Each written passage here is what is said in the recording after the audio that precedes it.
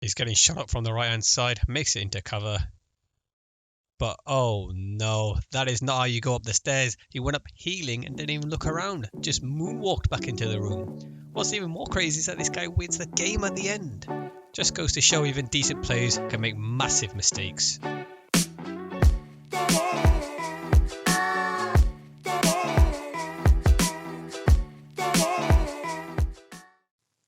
So the game's going really well. You reach the end game. But now what do? The circle's so small, you've barely got any room to maneuver. Every building is already taken. There's enemies around every corner. Where do you go? Who do you attack? My name is Kingpin, and in this video, my goal is to provide you with the knowledge to make good decisions and make the right pushes, so you can consistently win more games or finally get that first win that's been eluding you for so long. As usual, let's not waste any time and get straight into it. The final circles are the most important and hardest part of a battle royale game. If you find yourself doing good at the start but keep dying near the end, then make sure you watch the full video as we'll go through how we tackle the end game and get those high kill wins consistently. Our average is around 20 to 25 squad kills, and we've even had some games with 35 plus kills. So if that sounds like something you want to aim for, remember to subscribe so you can follow all my future tips and analysis videos.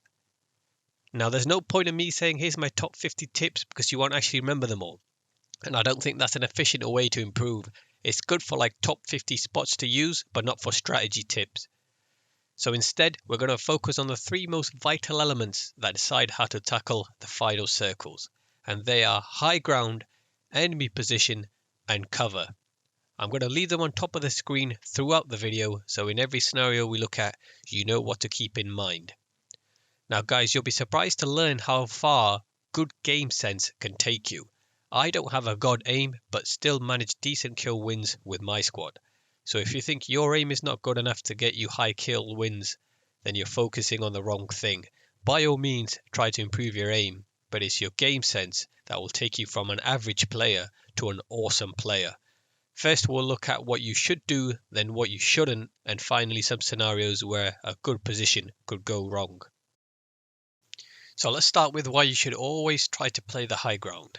Being elevated allows you to easily see the surrounding area, which makes it a lot easier to not only defend your position from pushes and flanks, but it's also useful to spot enemies a little further away that could potentially come in your direction. The high ground also provides easy cover. As you can see in this clip, I don't have to worry about running to cover because all I have to do is crouch and I'm safe. I can heal up and instantly start attacking just by standing up. Also, when I'm crouched, I'm out the enemy's line of sight. I can switch to a sniper or an RPG and get him with a surprise attack.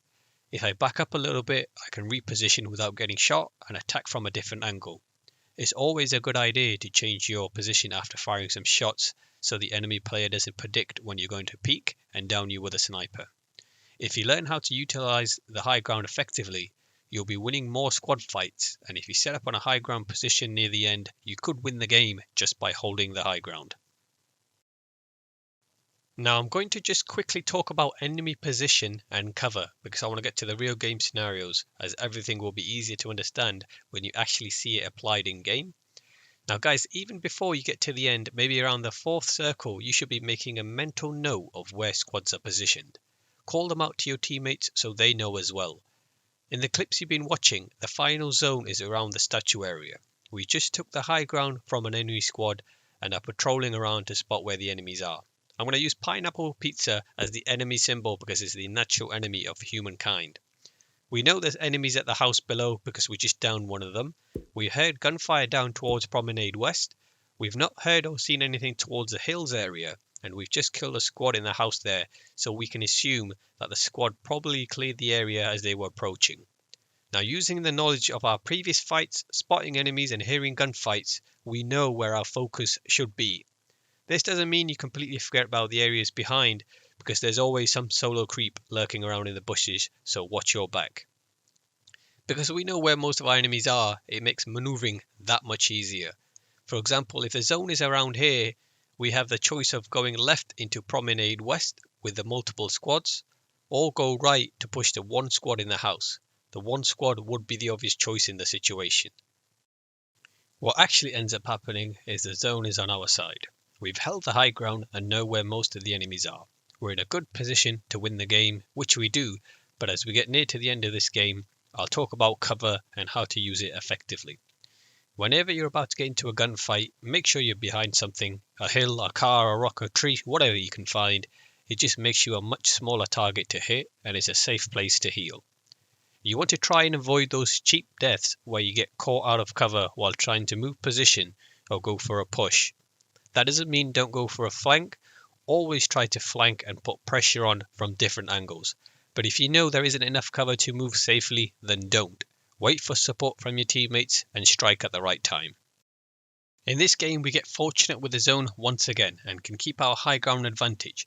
Guys, if the zone doesn't force you to move and you have a decent position, just hold the position. Play the zone and elevation advantage.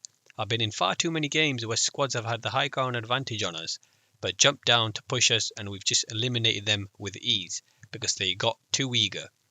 We were patient in this game, we had no need to go down there and join the chaos, and we just played the zone, kept firing at anyone we saw, and let them kill each other and walked away with an easy win. This next game is a really good example of all the things we've talked about. I don't want you guys thinking we just camp all the time. The previous game we got 26 kills, and this game we get 34, so they are action packed, but we just change up our strategy as we get close to the end game. We play a lot more patient and choose our moves carefully and try not to position ourselves too far away from each other. Unless we know it's the final squad, then we might split off to attack from different angles, as you'll see. I'm actually thinking of uploading these full games with commentary, so you guys can get an idea of how we do things early on. But anyway, in this clip, I get down from a squad coming from behind, and there's still multiple squads left, but it doesn't mean I'm out the game, because I can call out enemies even after I'm dead. My squad manages to eliminate the squad coming from behind, and they got shot from this hill, so they go up to clear this area out. Whenever you're near the end, and you've got the chance to, engage the enemies closest to you and on your side of the zone. This lowers the chance of you getting shot in the back. Once you know your areas are clear, you can shift your focus to the enemies across. They go up to position themselves onto the high ground, and they get shot from down the hill, and this is what I mean by the high ground advantage. This squad had no chance. They've got like barely any cover there, and they get caught moving position, and that's just an easy squad wipe right there. Also, for the loot goblins watching, don't go around looting in the final zones. Every player is focusing on laying down fire on enemies, so don't waste time trying to loot, and the more time you spend picking up items, the less support you're providing your teammates. The only loot trip you should be doing is if you're completely out of plates or ammo, then just run over a dead body. Don't even look down to see what he's got, and get back to your squad. Now our squad is at a 3v4 disadvantage, but because they moved to the high ground, they've got a solid chance to win the game. They've got a clear view of the area below, they know where the enemy's positioned, and they act accordingly. One stays at the top with a sniper, while two move down into the zone to gatekeep them as much as possible. Now you're about to see a perfect example of why the high ground is king, as our squad mate downs two enemies just with a sniper, as the other two are pressuring them from below. Also guys, you should always be communicating with your team. Constantly use the ping system. Let them know where the enemies are, especially if you see a player about to flank your squad. If you get downed, don't spend 10 seconds complaining about how you should have had him or how the game is unfair. Your first priority after getting down is to call out his position. Even if you're dead, you can call out enemies. Like here, I was calling out one behind tree, crack behind tree, down by tree. Your teammate might be focusing on the battle, so you can help them by communicating things they don't. We got the win because we had the people on higher ground, and they didn't. Their vision was limited and couldn't see as much as us, which made it easy to call out enemy positions. Here's a game of Armored Royale. I'm in a situation where my squad just died and one is respawning in. I'm engaging the last squad that's trying to push me. The circle just started moving, and I know where the enemy is because of the UAV, and they'll be forced to move in my direction. I've got a choice to make of what position I want to try and defend. Go through our quick list if you're stuck and don't know where to move. First, locate the high ground, which is to the right of me. Now take into account where the enemy is and if it's worth you pushing to the high ground, which in this case it will allow us to defend the zone and gatekeep.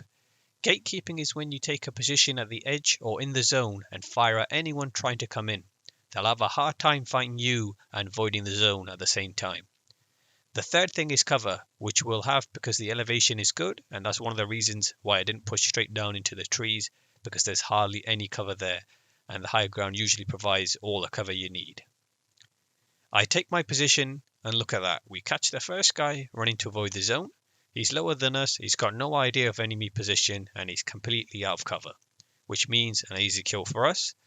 Now I go look for the second guy, and it's the same story. Because of the high ground, I can see so much area without moving very far, and it looks like the first guy didn't even call us out to the teammate because he looks back.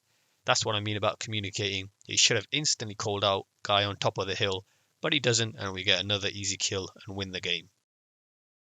Now here's an example of what you shouldn't do. Sometimes holding the high ground for too long might not be the right thing to do. It's around the fourth circle, which is a good time to prepare for the final zones. We get on top of this building nice and early. It's really easy to defend because there's only 2 staircases to the top. We've got a really clear view of the surroundings, which allows us to fire at any squad trying to move. We actually end up killing around 10 people between us from just up here. The problem with this spot is that to peek below, you have to climb the wall. By the time you climb up, you get sniped, and that's exactly what happens to us. We focus on a squad across the zone and don't think about the squads on our side. It would have been better if we spent that time clearing our side of the zone. We don't, and we try fighting the squad across, we just waste our ammo and plates, and when we try to move, it's too late. As soon as one of us jumps off, we get destroyed from the squad below. So then we try to go to the left, but the squad across sees us move and pushes to the high ground behind us. You need to pick your battles at the endgame. Don't waste ammo and plates fighting someone that you can't even finish off. Even if we down one of them, they could easily get the revive off. We should have focused on the squads on our side of the zone and moved from the exposed position. It was good at first, but when we kept getting downed, we should have changed tactics and pushed the squad below. We left it too late, tried to move without thinking, and got destroyed. To finish off, we'll look at a solo example. I joined a solos game, killed myself so I could spectate, and I've got streamer mode on so you guys don't see his name because I don't want to single anyone out. I want you guys to pay attention to the way this player moves into the zone. He's going to move to the house in front, but he doesn't travel in a straight line. He moves in a zigzag pattern so he can scout his area before going to his chosen position. Once he gets into cover, he doesn't just sit in the corner. He immediately checks his surroundings, and he does actually spot someone dropping behind him. Always a good idea to check your back, especially in solos. Imagine he didn't and had no idea there was a guy behind him. He could easily be shot in the back as he tries to exit this building. Now notice how he's going to move into the next zone. Again, he doesn't travel straight into the zone. He moves diagonally, so he can clear out anyone on his side of the zone as he pushes forward. It's the same idea I mentioned earlier. Focus on enemies on your side of the zone first. Once you eliminate them, you can shift your attention to the enemies across without worrying about someone shooting you in the back. Now here's a catastrophic mistake by this guy. So he knows there was a guy on his left. If you see someone running, try to predict his movements. Simply think, if you were in his position, where would you go? There's a high chance he might have gone into the house in front, so naturally you'd be cautious. 9 out of 10 times people camp upstairs rather than below.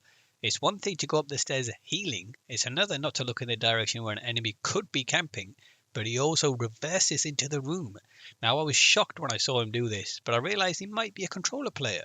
You have to let go of the analog stick to heal on controllers, so that's what might have happened. But still, that's no excuse. He should have waited at the bottom to finish his heal up, then go up, aimed in, and his gun ready. Luckily, the Warzone gods were on his side today, and there was no one here, or that would have been a fast and cheap death. But you have to give credit where credit is due. His next move into the zone is masterful. He doesn't know where the guy on his left has gone, so he waits until the zone comes and uses his gas mask to move inside the gas so he doesn't get shot in the back. And once again, he doesn't go in a straight path, he goes diagonally. He recognizes the lack of cover in this spot, so he decides to move position. I advise that you don't move too much in the final circles, especially if you know your side is safe, because you might move into another player's territory. They could be camping behind any rock or tree and just shoot you in the back. So if you do have to change position, move at the edge of the zone as much as possible, but still make sure there's enough cover so if you get shot by someone across, you at least have something to sit behind. Also, near the end, you need to keep an eye on the survivor count. You'll know how many enemies are left, and if you hear gunshots or see them, place them mentally on the map and try to predict their path into the zone. For example, if we know the last 2 remaining enemies are here, we know the first one will most likely move up because it's the closest path to the zone, and the second might maneuver around to avoid the other one. Another example, if you only spot one enemy across, the second one won't be around his area, otherwise they would have shot each other. So most likely he's positioned on the opposite side. Just by doing small predictions like this will give you a much better idea of where enemies could be. And just like our example, he spots someone across, so the chances of them both being there are low, and you need to watch your flank, just in case the other player is making his rotation for the zone. Another thing you shouldn't do is aim at one guy for this long. He's in cover and not moving, especially if you fire at him. Even though it's a suppressed weapon, when the zone is this small, you can hear where the gunshots are coming from, so the remaining players could be pushing you. When there's the last three remaining like there is now, the third man will always push as soon as he hears the other two fight, because they'll damage each other and it'll be easy for him to mop up. But the zone is in Nelson's favour and both of them have to come to him. He has the advantage, but I have to give him respect from retreating from the wall and using the space he's got. If he still stayed at the wall, the second player could have jumped around and killed him, but he moves and the enemy's got no idea where he is. He gets an easy kill. The first guy dies in the zone, I believe, and Nelson gets the win. I hope you guys enjoyed this knowledge video. This advice can be applied to all Battle Royale games that use a similar zone system like PUBG or Apex Legends. And if you've learnt something that might be helpful, do give this video a like, and if you're wanting more tips to improve and become an awesome player, make sure you subscribe as I'll be doing a lot more of these videos. They include things like the best loadouts and my favourite guns to currently use, analysis videos of our high kill games, and lobbies where I spectate you guys to point out some of your mistakes and provide tips where I can. And finally, I do these knowledge videos where I focus on one certain game aspect to improve. If you guys have a suggestion, feel free to leave a comment below and I'll try making a video on it. Right now I'm thinking the next knowledge video might be about how to survive and dominate at the start. But that's everything for now. Thank you guys so much for watching. I'll catch you next time.